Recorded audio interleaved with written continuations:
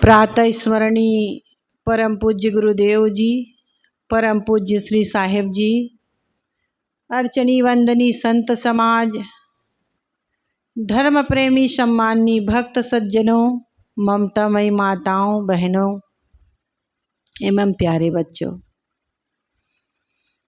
हम बहुत देर से सत्संग और भजन से लाभ ले रहे हैं,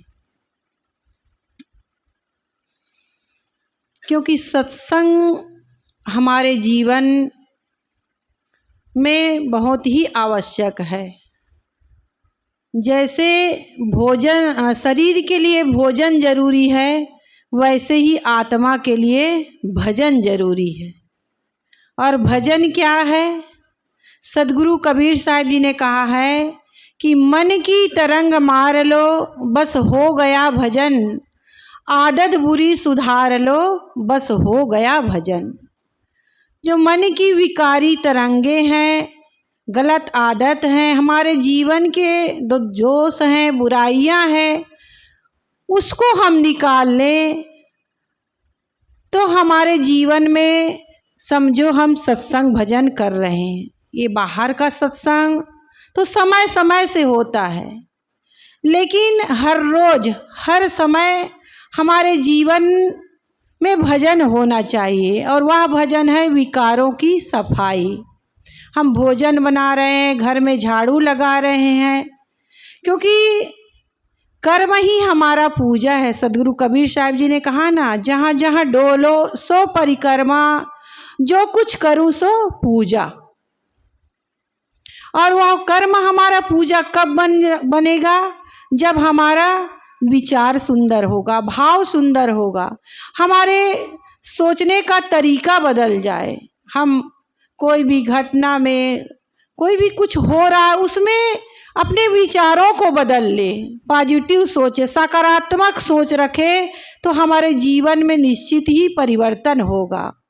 और इस परिवर्तन के लिए ज़रूरी है हम सद्ग्रंथों का अध्ययन करें, संतों के पास जाएं, सत्संग सुने, तब हमारे जीवन के जो विकार हैं वो दूर होगा। क्योंकि सत्संग से ही हमें जीवन जीने की कला मिलती है। जीवन में क्या खाना है, क्या पीना है, कैसे बात बर्ताव करना है, जीवन में कैसे सबके साथ व्यवहार करना है, इन नियमों की जानकारी हमें होती है। हम पढ़ने जाते हैं तो हम गणित का नियम जानते हैं। मान लो हमारे पास 100 रुपया है और हमने 100 लोगों को 1-1 रुपया दिया, तो हमारा 100 रुपया समाप्त। गणित का नियम ये बताता है कि जो आपके पास है उसको बांटने से वो खत्म हो जाएगा, कम हो जाएगा। लेकिन जीवन का नियम क्या बताता है? जो हमारे पास है उसको हम देंगे तो वो बढ़ता जाता है। जैसे हमारे पास एक दुख है और एक दुख है, हम 10 लोगों को दुख देंगे तो हमारा दुख 10 गुना बढ़ जाएगा। हमारे पास एक सुख है और हम 10 लोगों को सुख देंगे तो हमारा सुख 10 गुना बढ़ जाएगा। तो ये जीवन का नियम है। गणित का नियम तो सब लोग जानते हैं, बहुत लोग पढ़े लिखे हैं, और जो नहीं पढ़े लिखे हैं शायद नहीं जानते होंगे। तो जीवन गणित का नियम हमें बताता है कि जो चीज़ हमारे पास है वो देने से घटती जाती है, लेकिन जीवन का नियम हमें बताता है कि जो हमारे पास है उसको देंगे तो वो बढ़ती जाती। हम गणित का नियम जाने या ना जाने, लेकिन अगर हम जीवन का नियम जान ले तो हमारा जीवन सुंदर, पवित्र, निर्मल बन सकता है। हम स्वर्गमय जीवन जी सकते हैं। लेकिन आज हम जीवन के नियम को नहीं जान पाते, इसलिए तो जीवन में, घर में, परिवार में, पिता पुत्र के संबंध में, सास बहू के बीच, देवरानी जेठानी के बीच, भाई भाई के बीच आज लड़ाई होती है, कलह होता है, द्वेष होता है, एक दूसरे से हम लड़ाई झगड़ा करते हैं। ये किस कारण से होते हैं? क्योंकि जीवन के नियम को हम नहीं जानते। हम जीवन में क्या चाहते हैं? दुख चाहते हैं या सुख चाहते हैं? हम लड़ाई झगड़ा चाहते हैं या शांति चाहते हैं? अगर हम शांति चाहते हैं, सुख चाहते हैं, तो वही देना हमें शुरू करना पड़ेगा। जो हम चाहते हैं जीवन में वही हम देना शुरू कर दे तो वो हमें मिलना शुरू हो जाएगा। हर व्यक्ति चाहता है कि मुझे मरने के बाद स्वर्ग मिले। अच्छी बात है भाई, स्वर्ग मिलना चाहिए, क्यों ना मिले। इस जीवन में स्वर्ग मिले और मरने की बाद भी स्वर्ग मिले। लेकिन उस स्वर्ग को पाने के लिए हम क्या कर रहे हैं?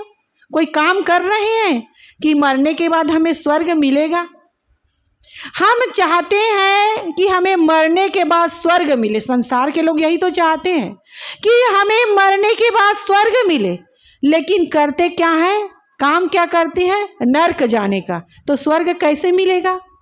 हम कितना ही पूजा पाठ करें, देवी देवता को मनाए, वो भगवान क्या करेगा? वो देवता क्या करेगा? वो देवी क्या करेगी?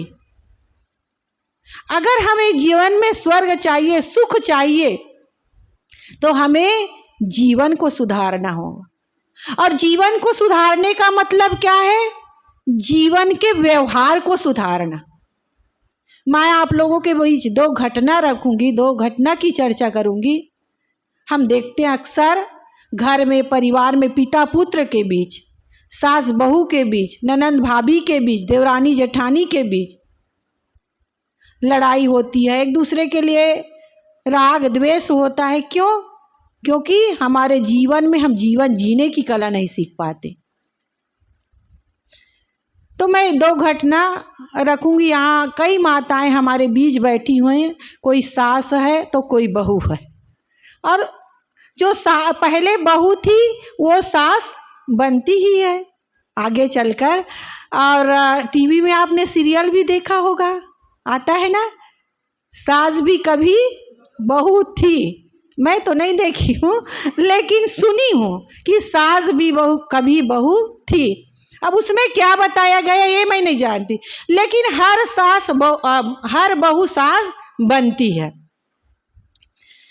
तो सास बहू के बीच अगर प्रेम का व्यवहार हो जाए तो वो घर कैसे हो जाएगा? स्वर्ग। और सास और बहू के बीच प्रेम ना हो, एक दूसरे की कमियों को, दोष को देखे, एक दूसरे से लड़ाई झगड़ा करे, तो वो घर कैसे बन जाएगा? नरक का घर। तो हमें अगर जीवन को अच्छा बनाना है, जीवन को सुधारना है, तो हम अपने व्यवहार को सुधारें। व्यवहार को सुधारने से हमारा जीवन अच्छा हो जाएगा। तो कहते हैं कि एक घर में 3 सदस्य, बेटा, बहू और बूढ़ी सास, 3 ही सदस्य थे। अब बहू आई, बेटा सर्विस करता था, बड़ा ऑफिसर था, बहू भी बड़ी पढ़ी लिखी, और आजकल की सब लड़कियां पढ़ी लिखी होती हैं। तो बहू आई, और बहू पढ़ी लिखी आती है ना, तो अपने आप को क्या समझती है? IAS officer. भले वो IAS ऑफिसर नहीं बनी है, और बन भी सकती है, ऐसी बात नहीं है। तो IAS ऑफिसर।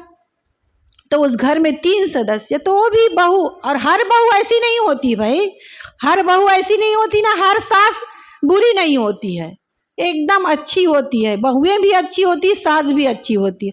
थोड़ी सी समझदारी आ जाए, जीवन जीने का तरीका आ जाए, जीवन जीने की कला सीख जाए, तो जीवन कितना सुंदर पवित्र बन जाता है। क्योंकि यह अनमोल हमें जीवन मिला है, इसको केवल खाने पीने, लड़ाई झगड़ा, निंदा बुराई और सांसारिक प्रपंचों में ना बिताए, बल्कि प्रेम पूर्ण व्यवहार प्रेम से जीवन में रहे।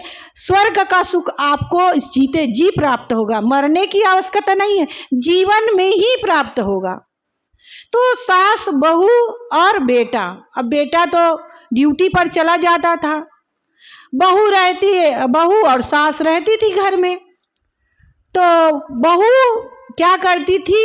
अब पढ़ी लिखी, अब सास अनपढ़ गंवा, तो वो सास से भोजन बनवाती थी। तो सास बना रही थी भोजन, और बहू ड्राइंग रूम पर बैठकर टीवी देख रही थी। तो टीवी देख रही थी, तो टीवी देखते देखते अचानक, मतलब नीचे से, डबल मंजिल ऊपर में थे वो लोग, तो नीचे से आवाज आई कि राम नाम सत्य है, राम नाम सत्य है, सबका यही गत्य है। तो ये सुनी, किसी की शव यात्रा जा रही थी, तो वो बहू सुनती है तो बालकनी से खिड़की से बाहर देखती है, तो देखती किसी की सब